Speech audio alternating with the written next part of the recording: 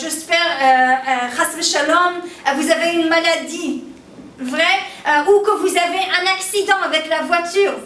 Et ici en Israël, on a beaucoup de fois, quand j'ai vu que les compagnies d'assurance, quand vous essayez de demander l'argent, quand c'est quelque chose d'urgent, ils vous disent d'abord non. Non. C'est vrai? Qu'est-ce qui se passe? Ils essayent de faire ça par si ils vont réussir, parce qu'ils ne veulent pas payer, ça va pas, parce que ça va leur baisser leur avenue. Alors, d'abord il dit, d'abord si vous vraiment devez l'argent, et on dit que vous avez chas v'shalom, une maladie, que vous devez une opération, vous disiez ok, je ne vais pas me battre contre cette compagnie, elle est très grande, il y a beaucoup des avocats, comment moi je vais me battre contre une compagnie grande comme ça, vrai? Alors, il n'y a pas de problème, grâce à Dieu j'ai un peu d'argent, je vais aller payer pour mon opération, je vais aller fixer ma voiture, je vais aller fixer ma maison. Grâce à Dieu j'ai un peu de l'argent, je vais faire comme ça, je ne vais pas me combattre. Il y a des gens qui disent ok non, je vais aller me combattre. Qu'est-ce qui se passe? Il prend un avocat, ça coûte de l'argent d'être représentant. Peut-être des fois ils doivent prendre une loan, un crédit. Vous devez payer pour ça aussi, vrai? Si vous devez fixer la voiture, vous payez ça avec la crédit ou l'avocat, et comme ça, la compagnie commence à vous prendre par des années.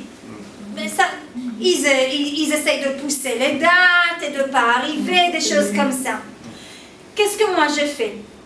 J'ai mis une loi que d'abord, il donne le pouvoir, pouvoir à les citoyens. Parce qu'on comprend qu'il n'y a pas une bonne balance contre un équilibre entre ces compagnies grandes et un citoyen qui veut demander leur argent.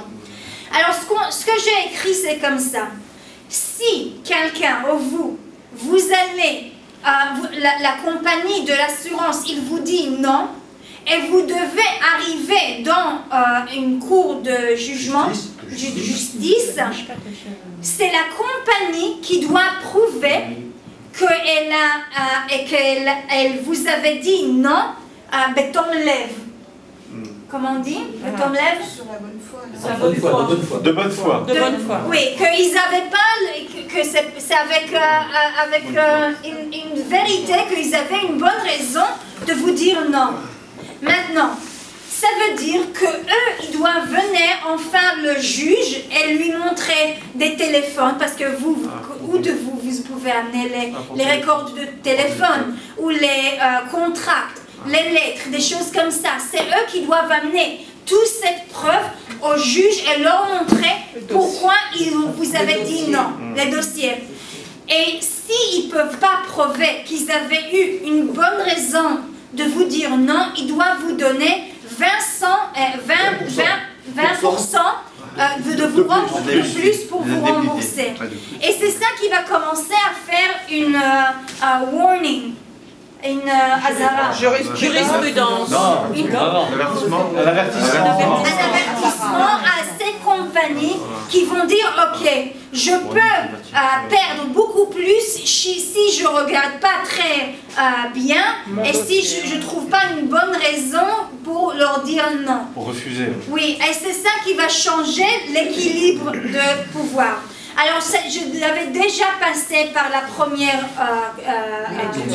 oui, maintenant, oui. Maintenant, on commence à travailler sur cette loi dans la commission. Et après, ça doit venir encore une fois pour être élu dans la grande assemblée. Et après, ça va passer. Alors ça, c'est une loi que j'ai travaillée pour le dernier mois et demi. C'est valable pour tout le monde. Ça, c'est pour tout le monde, bien sûr. Ok. Alors, je vais dire ça vraiment en cours pour les gens qui parlent en hébreu. אני אתרגם בזריזות כזה. תדריכי אותם רק, זה מה שחשוב. מה זה? אנחנו מסתדרים, את מדברת מאוד ככה ברור אליהם, אז זה חשוב. כן, לא, פשוט סיפרתי להם על החקיקה, קודם כל סיפרתי להם קצת עליי, על זה שבאמת התחלתי ככה את השירות הצבאי שלי עשיתי בשירות קרבי, במג"ב, וחייתי... אפילו המקצוע שלך, ברפואה נכון, יפה, צ'רלי. יפה מאוד. משהו במצרפתית. כן, אז ככה סיפרתי להם קצת עליי, ואז סיפרתי להם על החוק שהעברתי לפני חודש וחצי במליאה, שזה חוק הביטוחים, כדי להחזיר את הכוח